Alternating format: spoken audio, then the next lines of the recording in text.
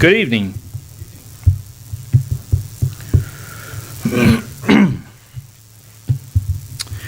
This evening we're going to be looking at Matthew chapter 14. So if you want to go ahead and turn there, that's kind of where we're going to spend some of our time tonight.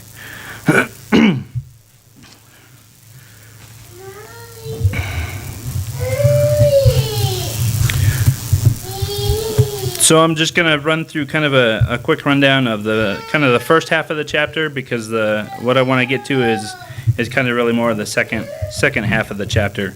So just for a quick kind of synopsis of what's going on.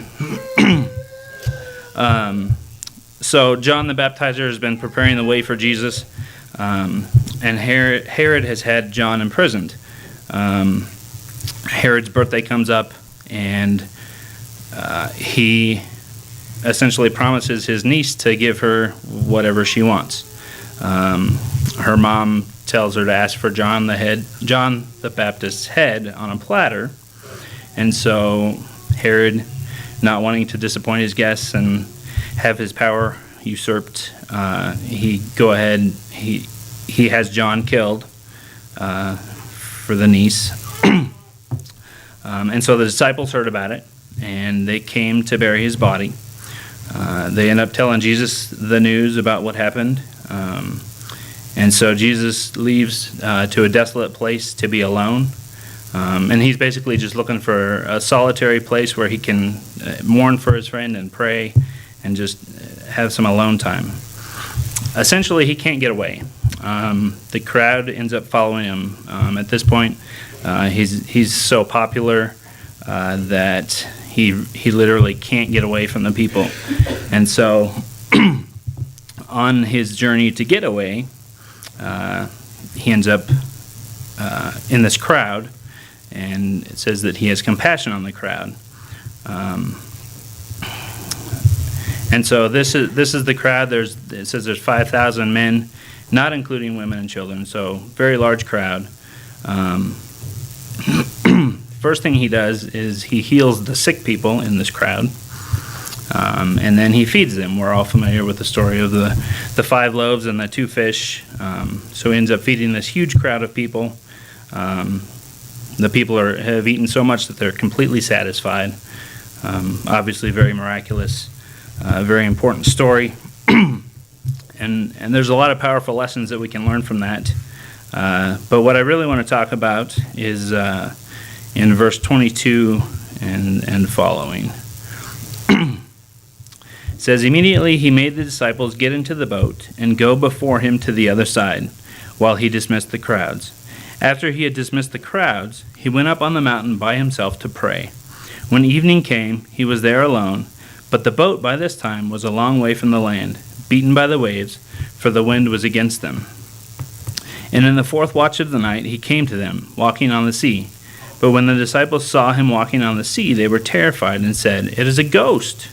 And they cried out in fear. But immediately Jesus spoke to them, saying, 'Take heart, it is I. Do not be afraid.' And Peter answered him, 'Lord, if it is you, command me to come to you on the water.' He said, 'Come.' So Peter got out of the boat and walked on the water and came to Jesus. But when he saw the wind, he was afraid, and beginning to sink, he cried out, 'Lord, save me.' Jesus immediately reached out his hand and took hold of him, saying to him, 'O you of little faith, why did you doubt?' And when they got into the boat, the wind ceased, and those in the boat worshipped him, saying, 'Truly you are the Son of God.'" So we're all very familiar with this story. It's a very powerful story. There's a lot of lessons in here that we can glean from this. But for right now, I want you to picture yourself on the boat. I want you to put yourself in the story and just kind of imagine what it would be like to actually be on this boat. Okay, so Jesus has had kind of a rough day, kind of a long day. He's found out that his friend died. He's been trying to get to a solitary place, trying to get away, and he finally does.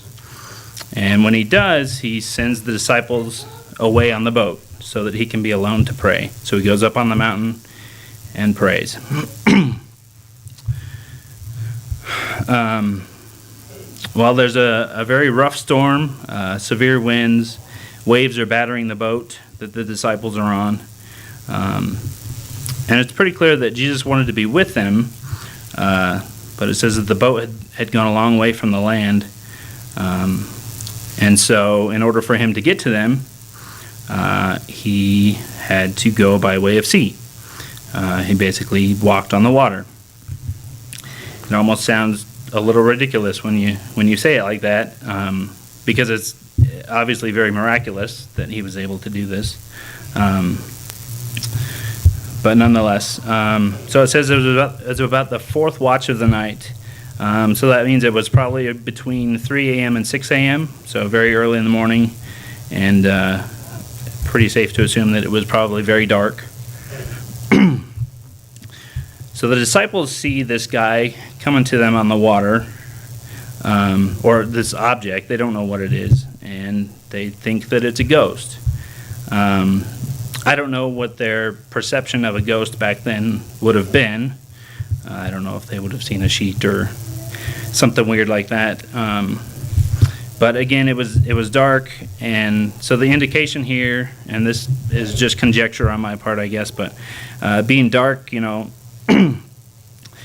they obviously see something, and so it indicates that maybe there was something about him that made him extremely noticeable,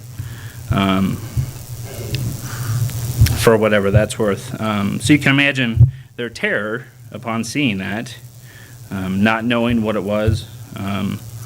And so I think Jesus probably anticipated their fear a little bit, and he tells them right away not to be afraid.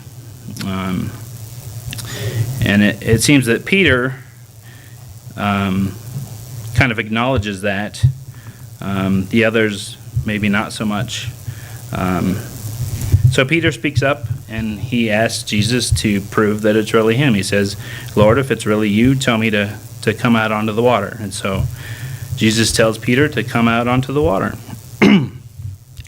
So one important thing to note at this point is that Jesus has not calmed the storm.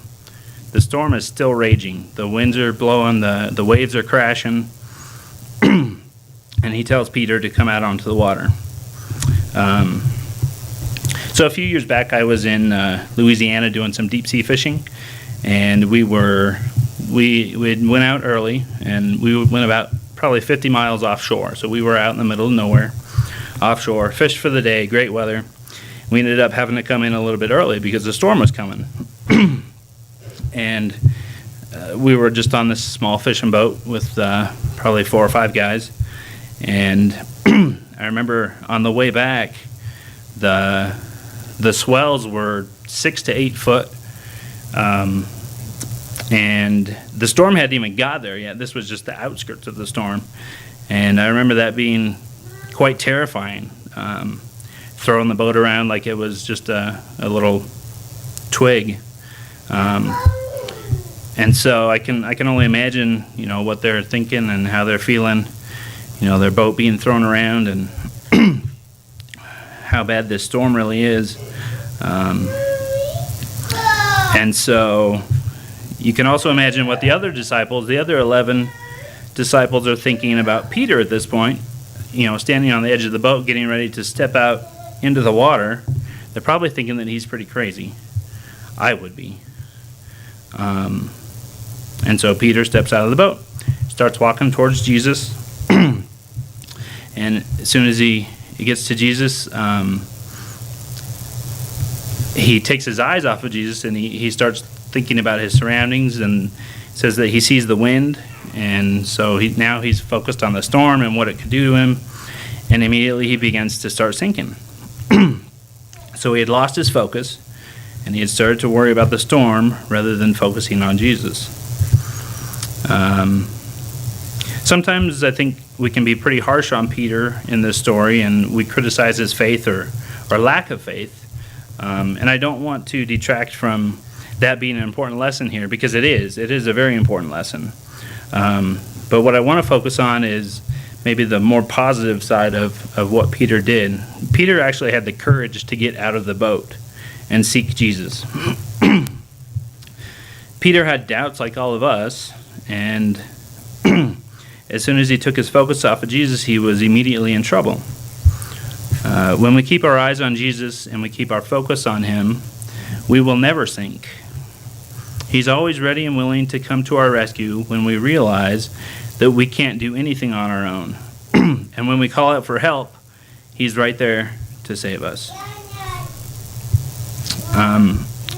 So the other part of the story that may be a little bit less familiar and less talked about is the other 11 disciples on the boat.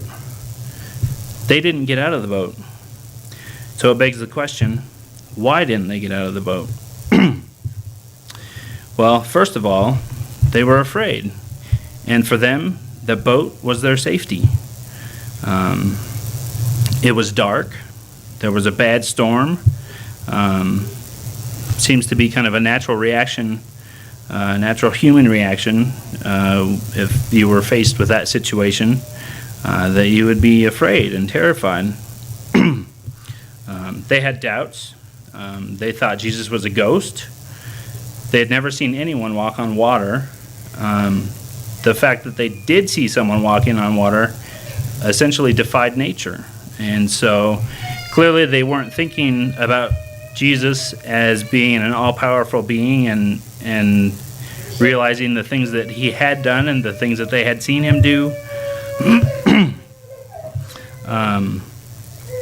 And so at this point, they probably still thought that he was a ghost, regardless that Jesus said, "Don't be afraid." They clearly didn't believe that for some reason. They were afraid of the unknown, and they had no way of knowing what the consequences of the storm would be.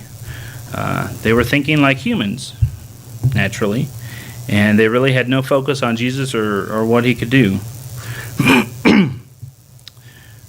The boat, in their minds, was the safer alternative than the raging sea. We tend to want to stay where we think it's safe. Whether we admit it or not, I think a lot of us are probably more like the 11 disciples that stayed on the boat than like Peter. If we stay where it's safe, then we think we can't get hurt. Jesus calls for all of us, if we want to be his disciples, to take up our cross and follow him. If we truly believe that and are willing to do that, then we must be willing to get out of the boat. We can't sit and cower in the darkness and wait for everything to work out the way we want. So the boat for us is where we feel comfortable and safe. It's essentially a comfort zone. And it's a physical thing, and it's subject to physical disasters and tragedies. So the boat can be a house, a car, a job, anything that essentially we consider a safe zone or some kind of comfortable thing. So the problem with the boat and wanting to stay in the boat is that the storm is still raging and can destroy you whether you're in the boat or on the water. Peter was actually safer in the water because Jesus was there with him. If we truly want to live for Jesus and be filled with his blessings, then we have to be willing to get out of the boat. We have to fix our eyes on Jesus. We have to walk to him on the water, which will require an enormous amount of faith and courage. And once we get to him, we must continue to walk with him. There's going to be storms once we step out of the boat. Just because we step out of the boat doesn't mean that storms will stop. But knowing that, we also know that someone much greater is in control. If you start to doubt or lose faith, all you have to do is ask for help, like Peter did. He said, "Lord, save me." And he was there, and he saved him. So we can't let fear run our lives and keep us in the boat. So when you're facing a storm, and it seems that it's dark and hopeless and terrifying, I hope that you have the courage, like Peter, to get out of the boat. I hope you'll think about this as we stand and sing. When the trumpet of the Lord shall sound, the time shall be no more, and the morning breaks.